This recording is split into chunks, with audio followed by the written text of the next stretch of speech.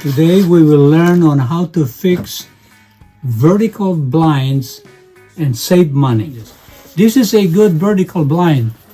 See this hole? This portion is not broken. This is a bad one.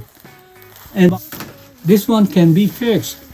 The instruction is just said to align it, align the two holes like this. See this hole here and this hole here? What I do is just line them up like that. Like that. And you're ready. You could just hang it back on the main frame of the assembly. That's simple. Instead of, and this is the other one, I lined up the two holes.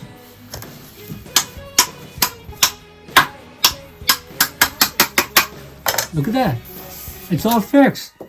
I didn't have, this little piece of plastic is hanging by the main frame of your assembly. And all you have to do is slide it back in place. Like so. It's done. Supposedly still hanging on the main frame. And then it could rotate like that. So that's how you fix a very simple vertical blind. These are the pictures of vertical blind kits that you could get either from Home Depot, Lowe's, or any other home repair shops. And this is a section of the dining room where we have vertical blinds, and from time to time they fall down and they need repair. This is the picture of the frame, and also this is the picture of the box of replacement vertical blinds.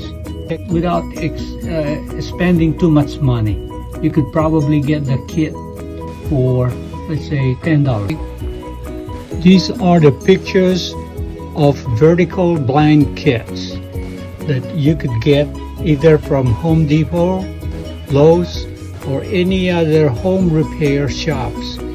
You could get 10% discount at all these home repair shops, Lowe's and Home Depot.